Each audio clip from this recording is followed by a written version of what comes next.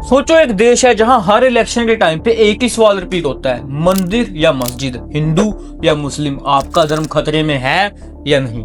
लेकिन एक सवाल जो कभी सेंटर स्टेज पे आता ही नहीं कि उस देश में स्कूल कैसे हैं, उस देश के हॉस्पिटल कैसे हैं, उस देश में जॉब्स कितनी है, अनएम्प्लॉयमेंट कितनी है, बेरोजगारी कितनी है, युवा में स्किल्स क्यों नहीं है, और ये देश का नाम गेस करो तो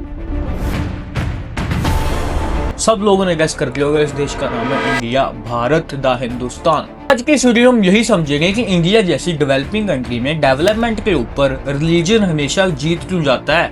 और ये सिर्फ किसी एक पार्टी या एक रिलीजन की बात नहीं है, ये पूरा सिस्टम का फ्लो है, ये डिजाइन ही ऐसा किया हुआ है कि हमेशा डेवलपमेंट के ऊपर रिलीजन हमेशा जीत जाता है। इस वीडियो को अंत तक देखना। मेरा नाम है विवान अग्रवाल और वीडियो को शुरू करते हैं। Make sure to subscribe the channel, भाई थोड़ी सी मोटिवेशन मिल जाती है वीडियो बनाने के लिए। अगर आप इंडियन पॉलिटिक्स को ध्यान से देखो तो आप एक चीज जरूर महसूस करोगे कि जितना ज्यादा इमोशनल इशू उतना कम डेवलपमेंट डिस्कशन। इलेक्शन रैलीज में तुमको राम मंदिर बना के नहीं बना, कब तक बन जाएगा, लव जिहाद कितना ज्यादा हो रहा है, कम करो, हिजाब के ऊपर क्या लोगों की राय है वो बताओ, पॉपुलेशन क्यों बढ़ रही है, किसी धर्म की पॉपुलेशन बढ़ रही है भाई उनको कम करो, कल्चरल प्राइड, भाई हमारा कल्चरल प्राइड है, हम सब हिंदू हैं, हम सब मुसलमान हैं।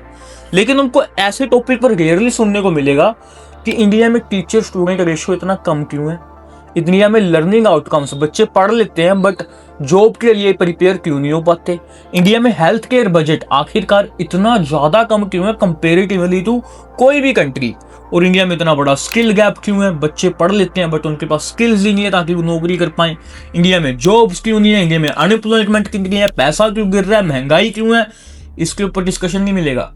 मंदिर चाहिए, मस्जिद चाहिए लोगों को, दैट्स ऑल। बट यहाँ पे क्वेश्चन राइज होता है, क्या इंडियन वोटर्स को डेवलपमेंट नहीं चाहिए, क्या उनको चाहिए ही नहीं कि हमारा देश डेवलप करे, या फिर उन्हें डेवलपमेंट से ज्यादा कुछ और चाहिए। अब ध्यान से समझना, डेवलपमेंट एक स्लो प्रोसेस है, स्कूल बनने में साल लगते हैं, हॉस्पिटल सिस्टम इंप्रूव करने में डेकेड लग जाते हैं, जॉब्स क्रिएट करने के लिए रिफॉर्म्स चाहिए, और ये सब चीजों का रिजल्ट है वो तुमको 10-15 साल में दिखेगा, यानी कि 2-3 इलेक्शन के बाद। बट अगर मैं बात करूँ रिलीजन की, वहां पे इंस्टेंट रिवॉर्ड मिलता है, इंस्टेंट प्राइड मिलता है, रिलीजन से तुमको इंस्टेंट आइडेंटिटी मिलती है, इंस्टेंट तुम्हारे एनिमी बन जाते हैं, और इंस्टेंट तुम यूनाइटी भी दिखा देते हो कि हाँ भाई हिंदू हैं तो हम इकट्ठे रहेंगे। पॉलिटिशियन के लिए एक शॉर्टकट बन जाता है। अगर कोई पॉलिटिशियन बोले कि तुम्हारी जिंदगी मुश्किल इसलिए है क्योंकि दूसरा धर्म तुम्हारा हक ले रहा है, भाई वो धर्म वाले तुम्हारा मंगलसूत्र खींच लेंगे। याद आ रहा है किसी ने बोला था कुछ पहले जब उनकी सरकार थी उन्होंने कहा था कि देश की संपत्ति पर पहला अधिकार मुसलमानों का है। इसका मतलब ये संपत्ति इकट्ठी करके किसको बांटेंगे?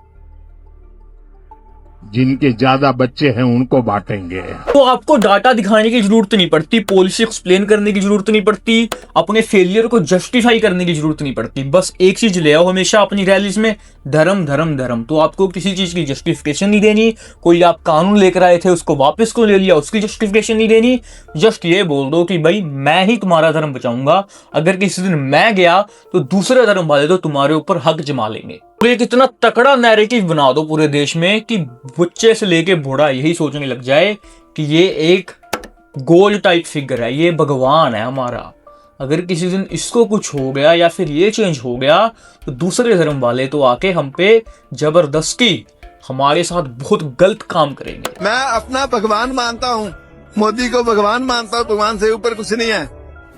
मोदी जी के रूप में श्री रामचंद्र ने जन्म लिया है, वो कृष्ण के रूप में पैदा लिया है मोदी जी, और माननीय मोदी जी भगवान राम का दूसरा रूप है। इसमें देख सकते हैं आप प्रधानमंत्री मोदी को किस तरह से वो कृष्ण के अवतार में, मेरा लिविंग गॉड है वो, लिविंग गॉड। अब बात करते हैं भाई identity beats logic. Human psychology का एक बेसिक सा रूल है कि लोग अपनी आइडेंटिटी पे डिबेट नहीं करते, बस उसको डिफेंड करते हैं।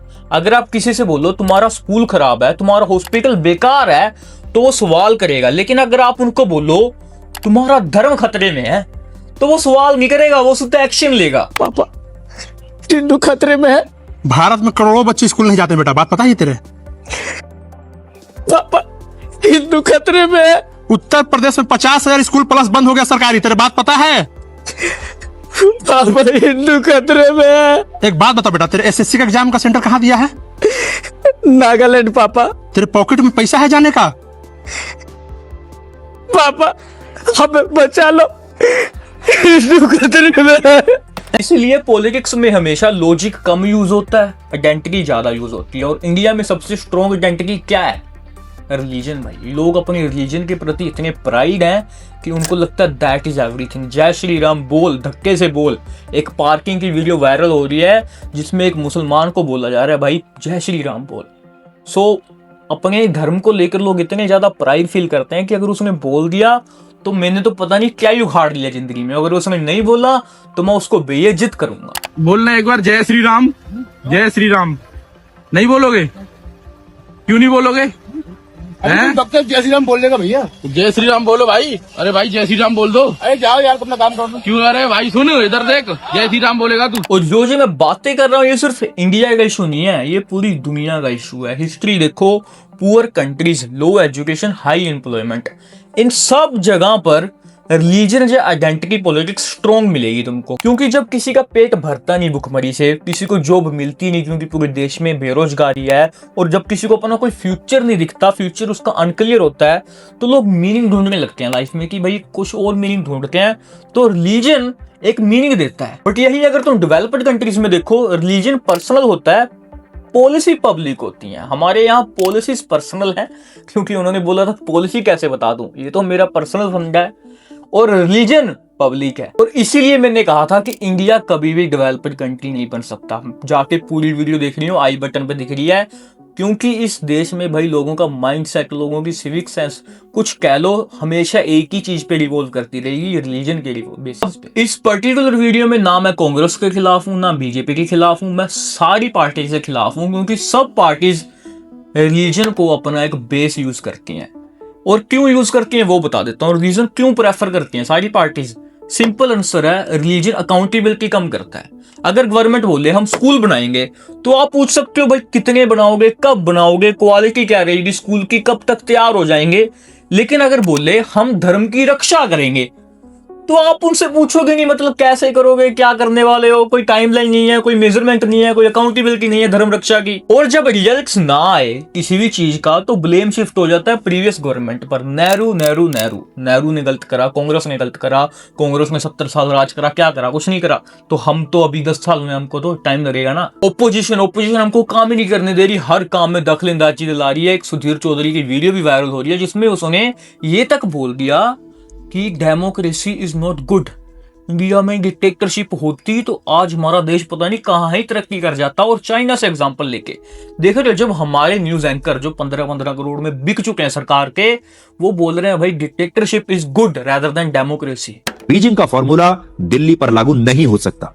सबसे बड़ा अंतर है कि चीन में लोकतंत्र नहीं है और चीन की सरकार अपना मनचाहा फैसला तुरंत एक दिन में लागू कर सकती है, क्योंकि वहां फैसले डंडे के आधार पर लागू होते हैं।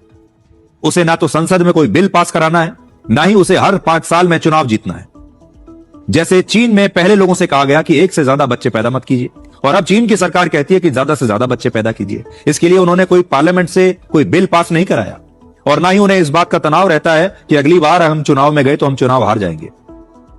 दूसरी तरफ भारत में लोकतंत्र है, विपक्षी पार्टियां हैं जो सरकार के हर फैसले पर राजनीति करती हैं। यहां पर संसद है, यहां पर सुप्रीम कोर्ट है, सक्रिय मीडिया है। इसलिए भारत में किसी भी फैसले को लागू करने में वर्षों लग जाते हैं।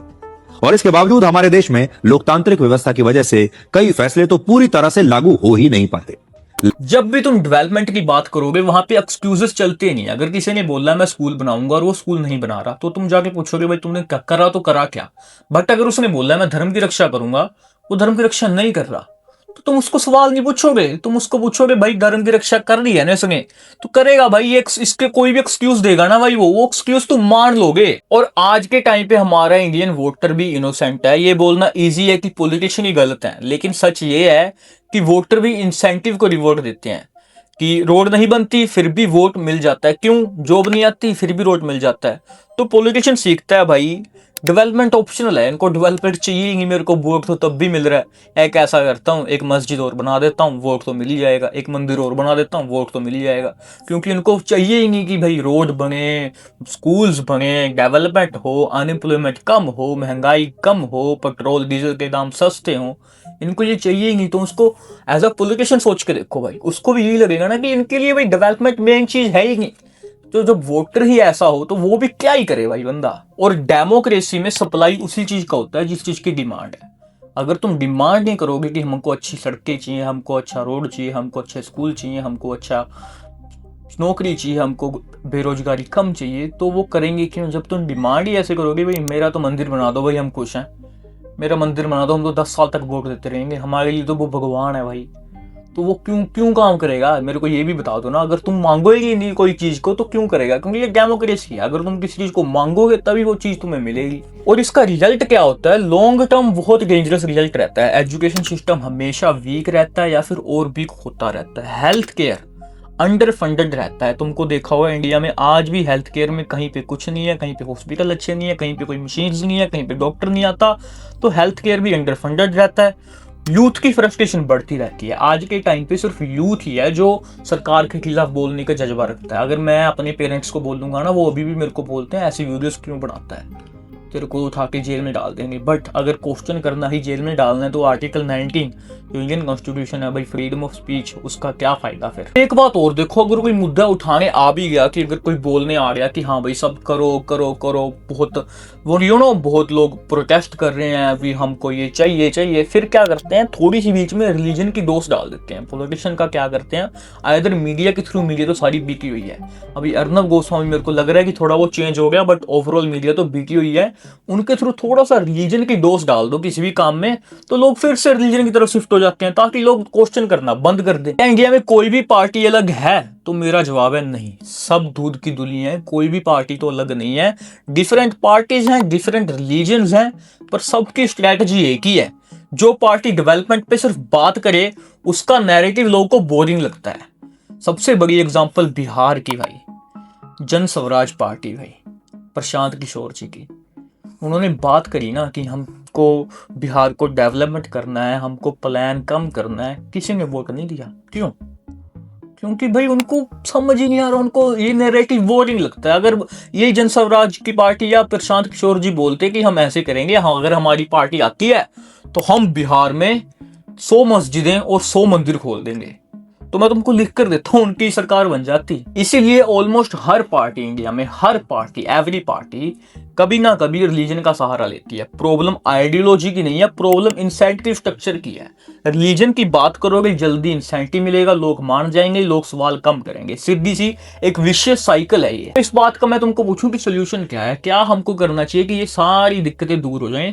सोल्यूशन सिंपल नहीं है लेकिन पॉसिबल है।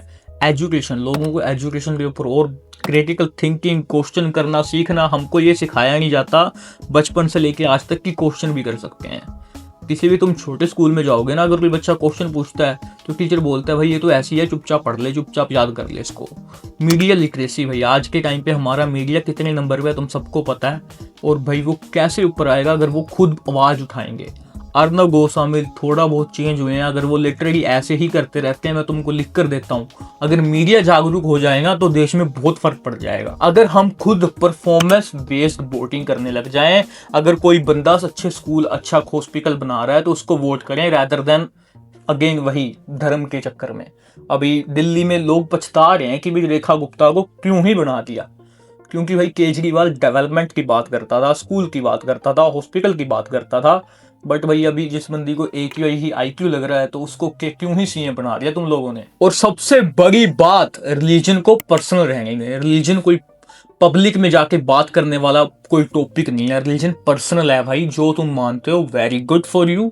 नो तुम किसी पे अपना रिलीजन थोपो, ना किसी पे अपना रिलीजन थोपने दो, क्योंकि अगर उसकी इच्छा है वो जय श्री राम बोल रहा है, नहीं बोल रहा। कोई भी रिलीजन खुद प्रॉब्लम नहीं है। प्रॉब्लम तब हो जाती है जब फेथ को गवर्नेंस का रिप्लेसमेंट बना दिया जाता है। इनको मंदिर भी चाहिए, मस्जिद भी चाहिए, चर्च भी चाहिए, लेकिन उससे ज्यादा स्कूल चाहिए, हॉस्पिटल चाहिए, जॉब्स चाहिए नहीं चाहिए। अगर हम इलेक्शन में सिर्फ ये पूछते रहें मेरा धर्म सेफ है या नहीं, मेरे धर्म को खतरा है या नहीं, और अभी ये ना पूछें क्या मेरा फ्यूचर सेफ है या नहीं, तो डेवलपमेंट हमेशा रिलीजन से हारता रहेगा। और ये सोचने वाली बात है कि what we want in the future. इस वीडियो को यहीं खत्म करते हैं। I hope so you will like that video. अगर तुमने यहां तक देखी है तो definitely you gonna subscribe, that's all I know कि सब्सक्राइब तो करके ही होगे। बाकी भाई गाली देनी है कमेंट सेक्शन में, गाली दे दो भाई, I am always open to.